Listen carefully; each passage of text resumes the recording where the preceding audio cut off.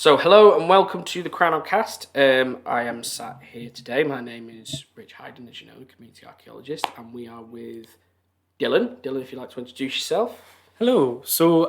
My name is Dylan. I am the learning officer here at the Scottish Cranach Centre, and today I'm going to be talking a little bit about the Ballachulish figure. Yes. So we decided that we'd take a slight foray for the first time during the Crown Cast outside of the collection we have here at the Scottish Cranach Centre. The reason we're doing this and the reason we've chose the Ballachulish figurine, as it's sometimes called, the Ballachulish statue, the Ballachulish goddess, there's some other weird, wonderful names like the goddess of the Straits. I've read that one. But the reason we're choosing this piece is simply because, to give you a bit of a background, it was what we're talking about when we talk about the Ballachulish figure is it's kind of, I suppose, life-sized is one way of looking at it, maybe slightly smaller, larger, but it's a life-size figurine or a figure carved from alder. It was alder wood that was carved it. It was found with pebbles in its eyes, and it seemed to be, from the figurine, a girl or a goddess is one of the things they've said. It was a female figure, is what they've put it down to. The other big thing about the Ballachulish figure is that when it was discovered with, I think there was the hint of stones embedded in the bottom, which was the thought that it might have been stood or placed on some sort of pebbly area. I think it's been said the beach in the past or something beach-like. It's, again, what's there. But the other thing that's really interesting is how it was found with woven fragments. I believe it was hazel. Woven around it on the front, on top of where it was found, and above of where it was found.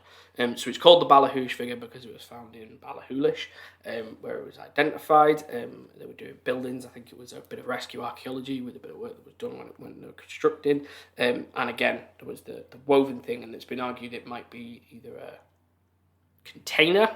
If not a container, it might be what we have a lot of here is hazel hurdles, woven hazel panels, some sort of panel that was kind of part of it. I think with the use of the word goddess, people tend to assign the word shrine as well, following on to that. So that's the artifact itself, the Ballachulish figure.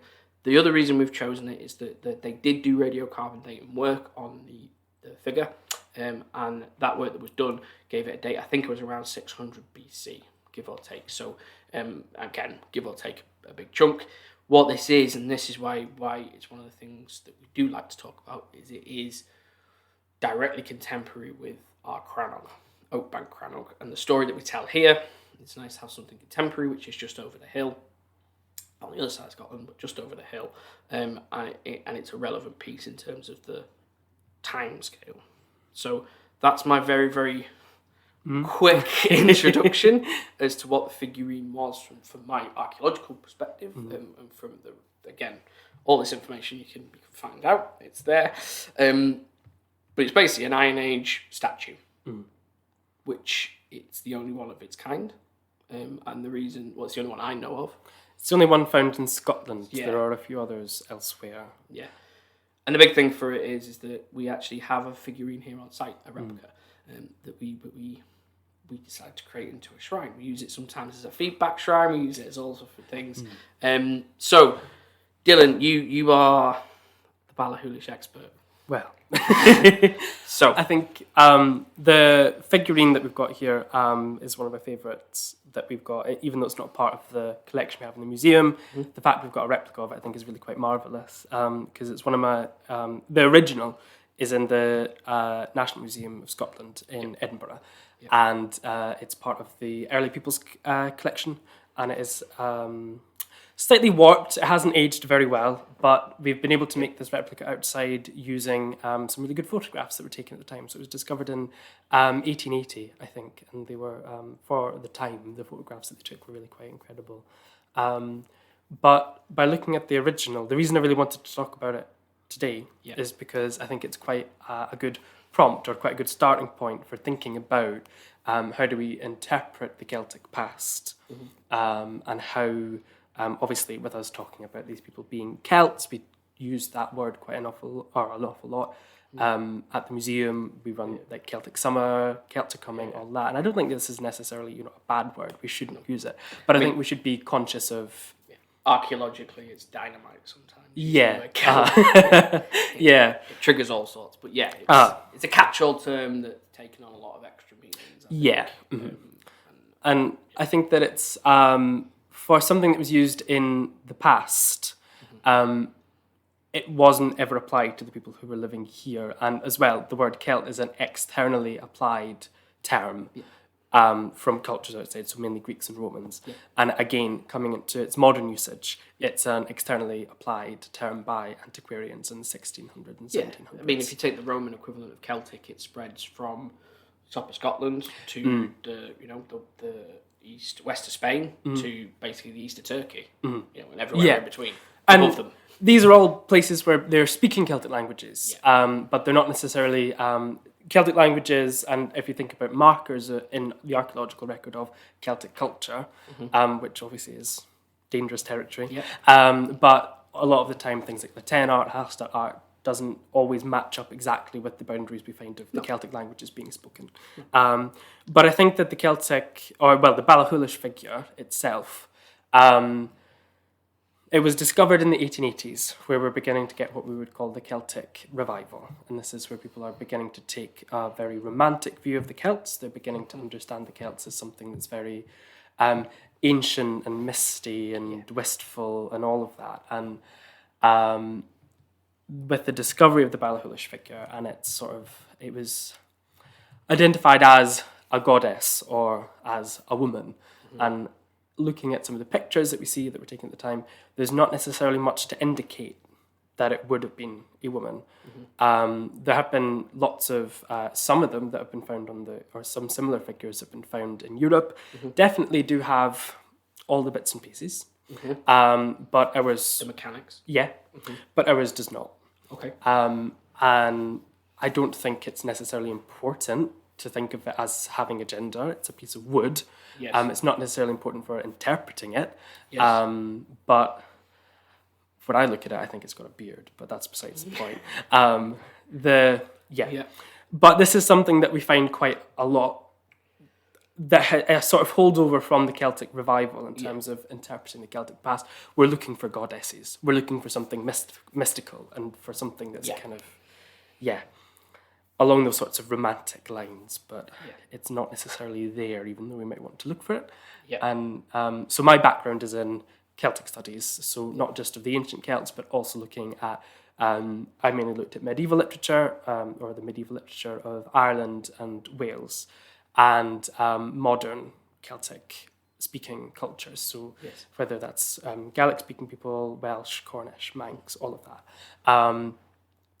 But what we find in a lot of modern interpretations of medieval literature is you have lots of female figures that have some sort of significance in these stories. Okay. And this significance is often attributed to them being goddesses.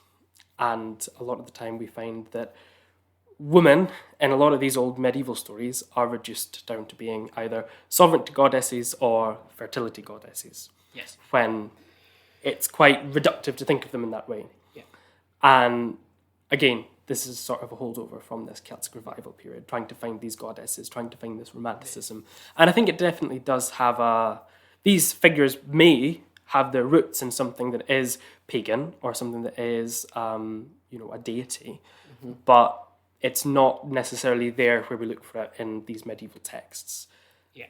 And a lot of this feeding down into the modern day can be quite, I don't want to say harmful, because I don't think I would go quite so far as to say that. But I think in some cases it doesn't necessarily do much good for thinking about modern Celtic cultures as being part of something that is ancient, and it can... Yeah, it's applying modern constructs, modern, gender constructs as it might be, or 1880s gender constructs to prehistoric societies. Yeah. And something that we always try and tell a story of here, be it whether we're talking about the Ballachulish figurine in this case, or if we were talking about the lyre or the the quernstone or the iron knife, we aren't from these people's culture.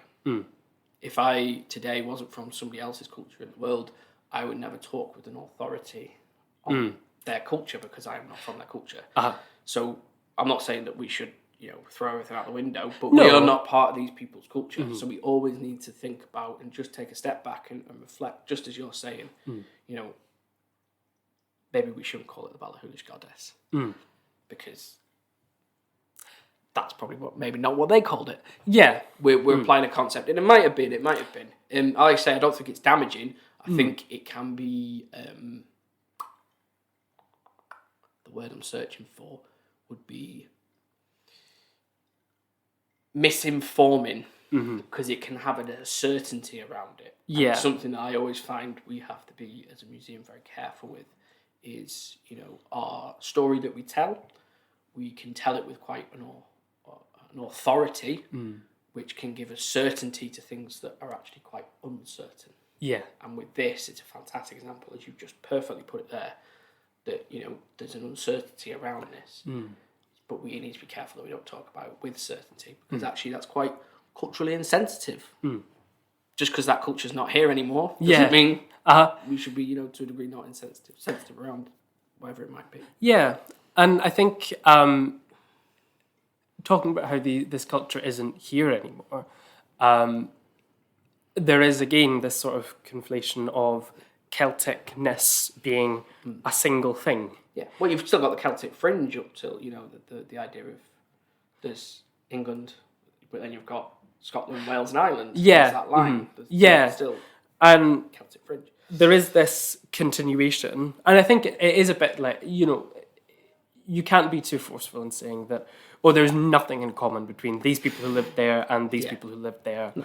There are always going to be commonalities, and especially when you have linguistic continuities, you are going to find things, because if you're speaking the same language, you are much more likely to have, or you're speaking similar languages, you are more likely to have this cultural contact. And the Ballachulish figure kind of does represent that in a way, because we know that Ballachulish figure, we find some elsewhere in Britain, but a lot of the times we find stuff that look very similar to this figurine in continental Europe. And even looking at a lot of artifacts that are found in Scotland as well, like the sort of three-headed carved stone that was found somewhere up north, I can't remember exactly where, that I think the theory is it was carved in Gaul and it was brought up here. So you do find these continuities all the way through, and you do find that they are present, and they are. But when you're dealing with timescales, like we're thinking 2,500 years ago, running all the way down to a contemporary culture, we do run the danger of oversimplifying. And it is a little bit like saying that French, Spanish, and Italian culture is Roman culture, when that's not necessarily the most accurate. Even though aspects of those cultures might be descended from that, there's much more going on there. And the Celtic culture is multicultural. Yeah. It's a linguistic term in its most basic kind of definition. Celtic doesn't really mean anything apart from people who are speaking a certain language family. And I think this is just, it's not to say that, we shouldn't say this word, or we shouldn't use it, but I think we should be careful about how we use it, and mindful, and we should know what it means when we use it. Yeah, just aware of the power of what it does, and the impression it gives. Exactly. So, I'm saying all that, we can't be certain as to what the Ballachulish figure is. Yes. But Dylan, what is the Ballachulish figure? I'm after an opinion now, not an answer of its height and its weight or whatever. What? Just there's no wrong answer. I think everybody has gathered that you don't know, and we don't know. And it could be 100 different things, but for yourself. Yeah.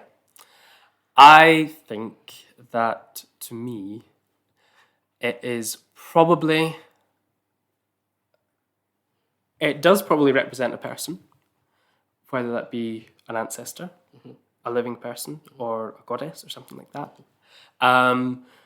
But if we look at, again, the context that we find the Ballachulish figure in, it is very similar to the context that we find So, for instance, ritual deposits, where people have created objects, broken them, thrown them into water or into a bog or a river. Water had a great significance to Celtic-speaking cultures, sort of religiously, ritually, spiritually speaking. So it probably was something to do with religion, ritual. That's why it's there, I think. But as well, it kind of, you can't help but think it's, the way it was found in this bog. It's probably got some sort of, along the same train of thought as bog bodies. And then you get into this sort of thing. What are bog bodies for? Why are they put there? What does that mean? That's a whole other thing. But I think it's probably the same train of thought. That Connectivity to it. Yeah. Interesting. Yeah, I mean, there's this element. I think what is something I want to pull on is this element of there's something atypical about it. Yeah. I think that's kind of thing. I think a good way of framing, the nature of things. We talk. So one of the great example as a parallel to this, just maybe not applied directly, but it is a good parallel.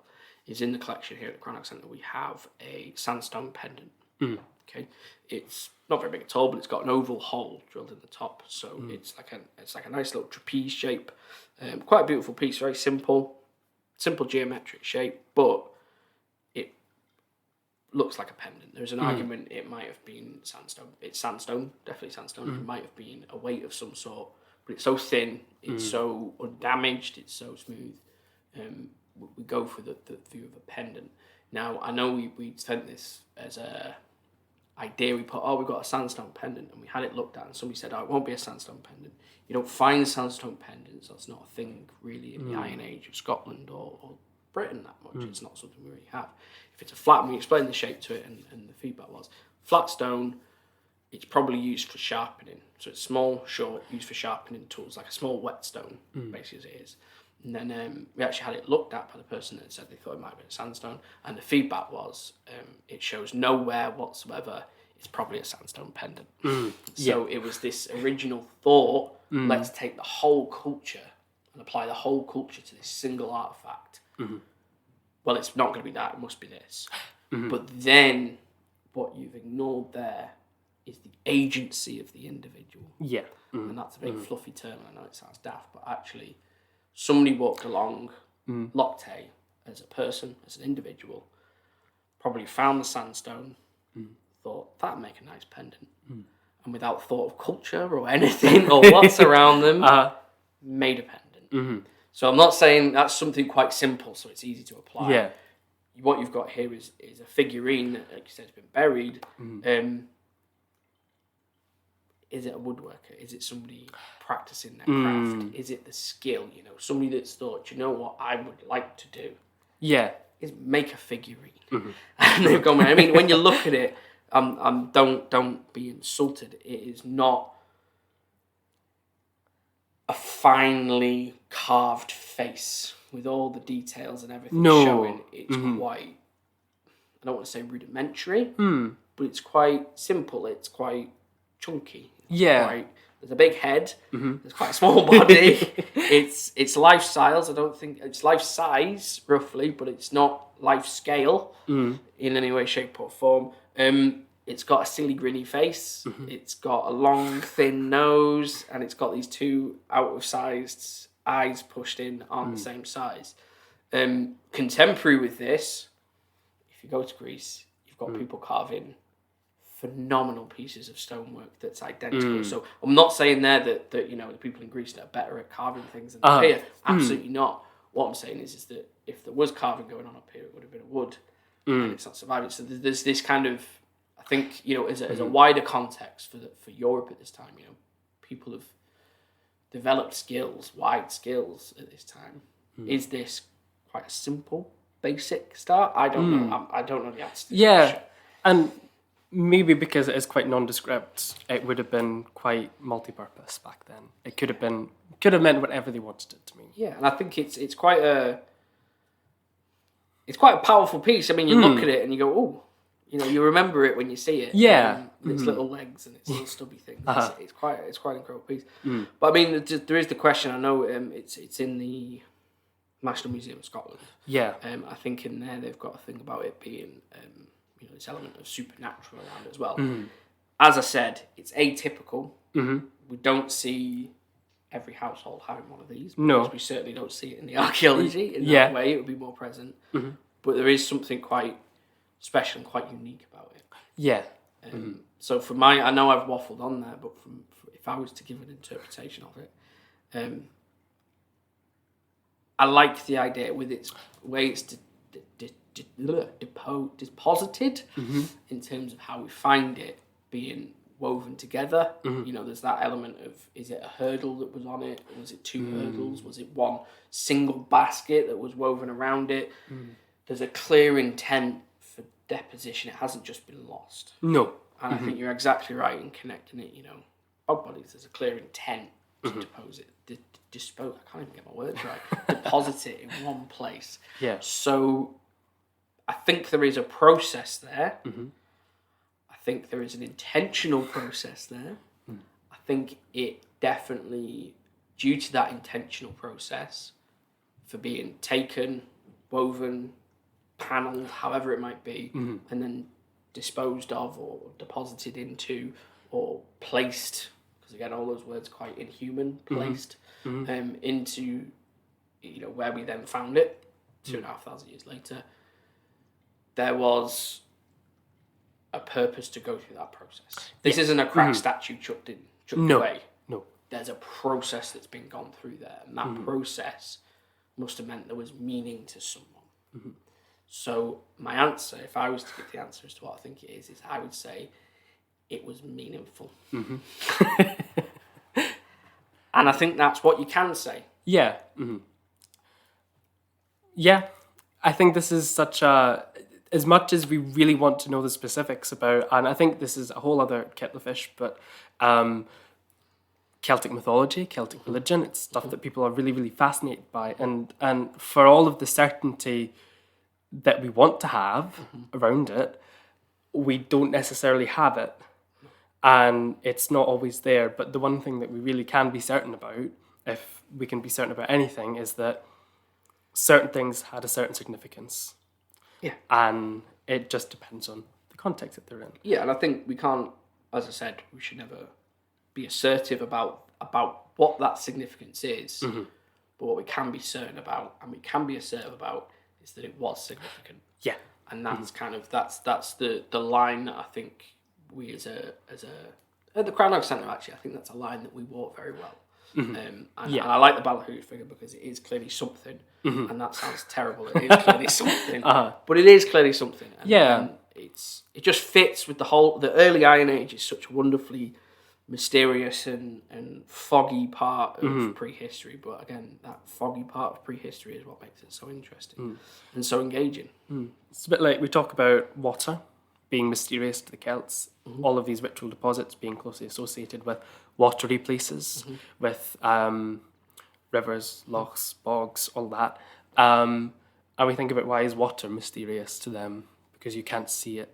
You can't see beneath it. It's murky.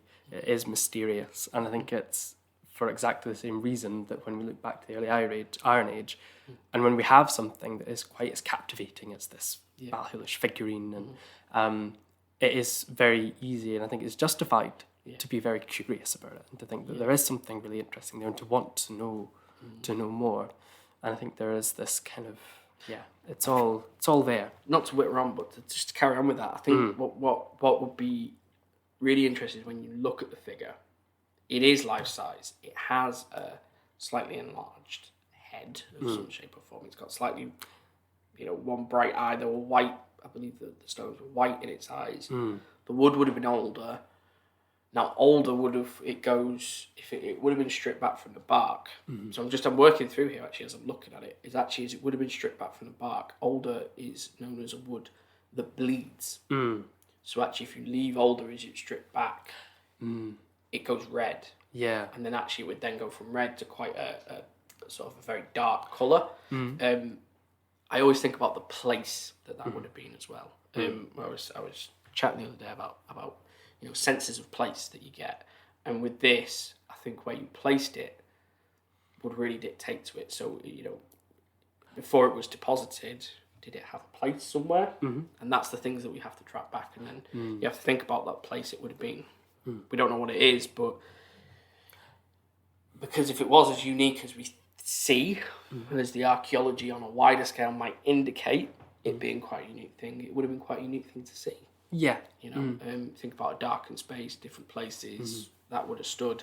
We don't know what place that would have been, but I think wherever it would have been a place to see. And it would have been somewhere. Again, I'm not going to go be assertive with it, but yeah. Wonderful. Dylan, have you got anything else you'd like to bedazzle us about the Ballachulish figure?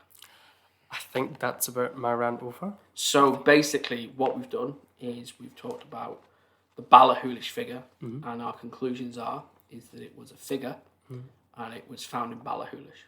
Yes. And that sums it up pretty well. But that's great. And again, I would encourage you to go and look it up as well. Go and see it and have a think, come up to your own conclusions around it. But also, it's quite a incredible piece of woodwork just to see. Wonderful. That's pretty much it for the Crowncast this week. We're going to have a video podcast next week.